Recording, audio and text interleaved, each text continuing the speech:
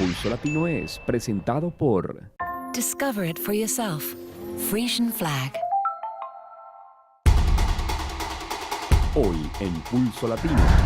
SAC pierde el caso contra el gobierno para la organización del carnaval del 2015. Ministro de Finanzas admite que vendrá un año con duros retos financieros para Aruba. Joven cae de un piso 20 pero milagrosamente sobrevive. Romeo Santos se pasó de la raya. Detalles al final de la emisión. Esto es Pulso Latino con Alejandra Forero.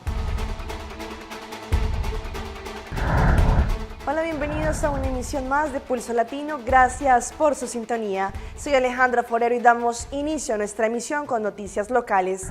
Atención que la Corte de Aruba emitió su veredicto esta mañana en la que anuncian que el grupo SAC perdió el caso en contra del gobierno de la isla para la organización del carnaval del próximo año. Stichting Arubanse Carnaval SAC perdió el caso entablado en contra del gobierno de Aruba. El jueves en la mañana, el juez dictó sentencia que dispuso que SMAC sería quien organizaría el Carnaval 2015. Asimismo, se conoció que SMAC recibió su permiso de gobierno para organizar todas las siguientes actividades carnavalescas para el próximo año. El abogado de SAC indicó que este es el fin, en el sentido de que no apelarán la sentencia porque se trata de un caso LART que no se puede apelar. Además, para iniciar otro proceso, deberán tener nuevos argumentos y más fuertes que los que tienen hasta este momento, fuera de lo que ya han usado. Asimismo, la envergadura económica sería más grande si el veredicto sería diferente, y esto afectaría el interés general de una forma negativa. Como tal, se rechazó la petición. Por otra parte, el juez le dio a SAC la razón sobre la parte de la orden del bar abierto, en el sentido de que el gobierno no pudo demostrar que SAC violó esto. Lo que sigue es un tratamiento de la Comisión del ART el próximo 16 de diciembre, en donde discutirán la objeción de SAC. Sin embargo, el consejo que resultaría es un consejo y el gobierno al final es el que tiene la decisión en su mano y muy seguramente ellos no van a desviar la sentencia que hoy se dictó.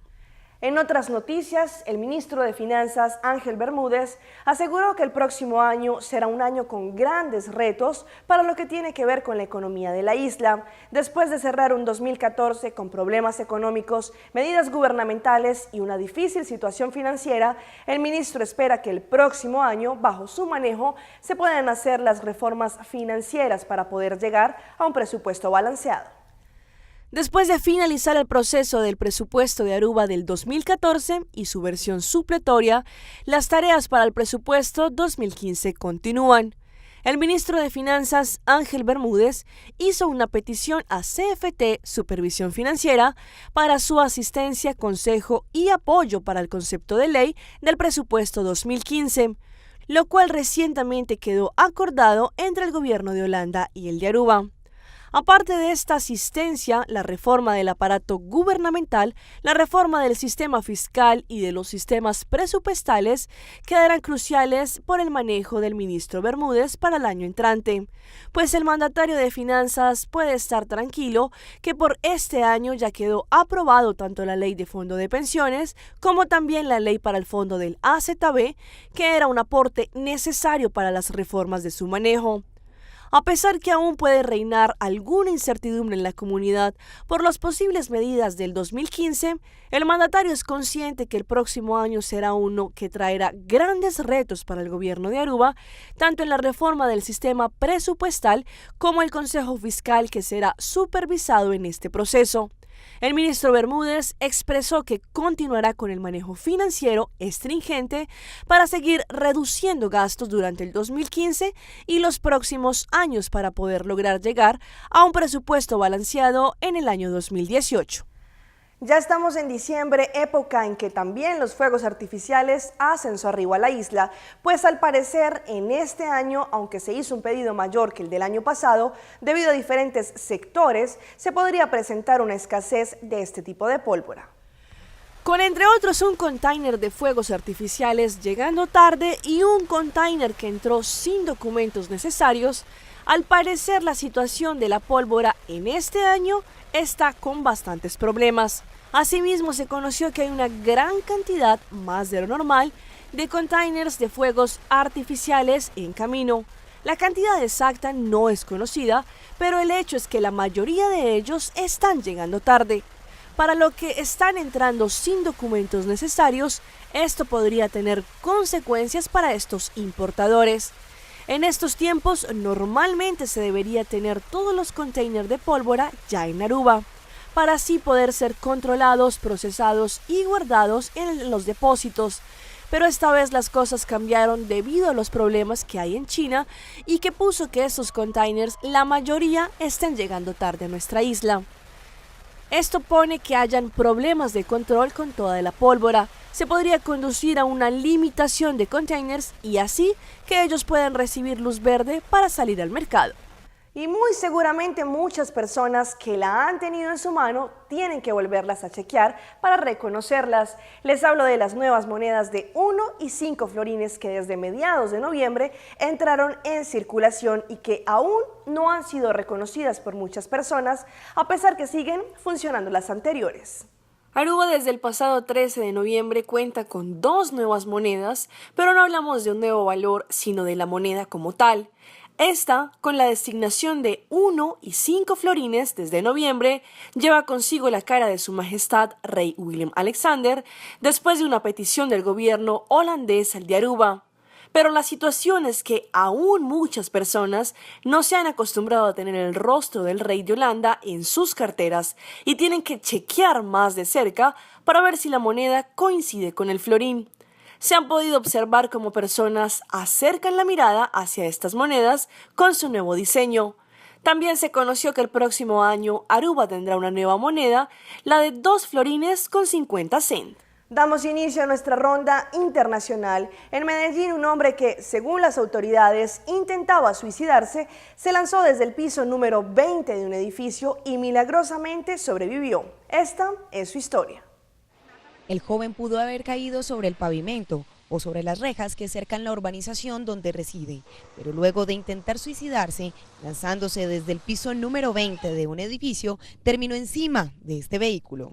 Se oyó un ruido bastante fuerte y salimos a ver y estaba ya en el carro con todo el capó hundido y sobrevivió.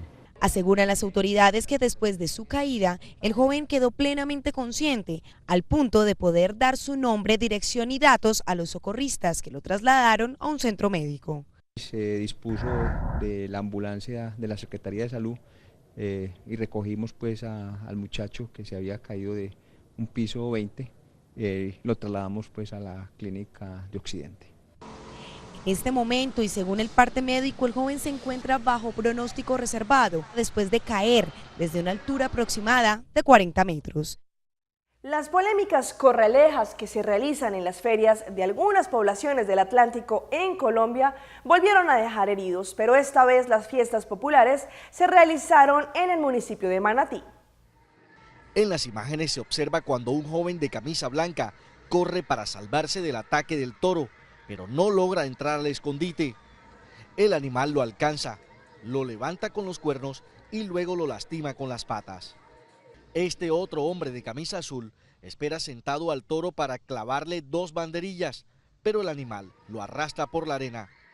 Varias personas acuden a auxiliar al hombre, quien se levanta ileso y vuelve a correr en dirección al toro.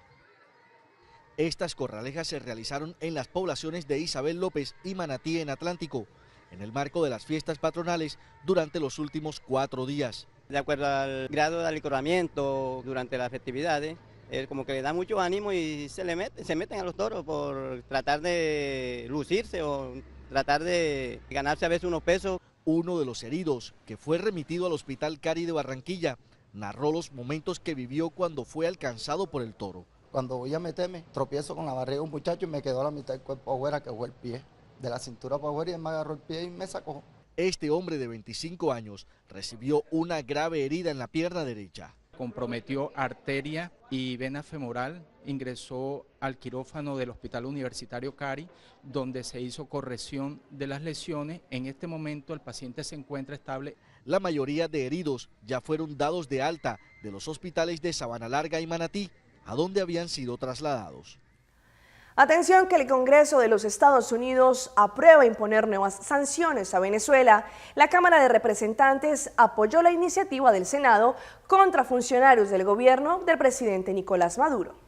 El texto legislativo que contempla las sanciones dirigidas a promover la defensa de los derechos humanos en ese país depende ahora de la firma del presidente estadounidense Barack Obama para su entrada en vigor tras recibir luz verde en ambas cámaras del Congreso.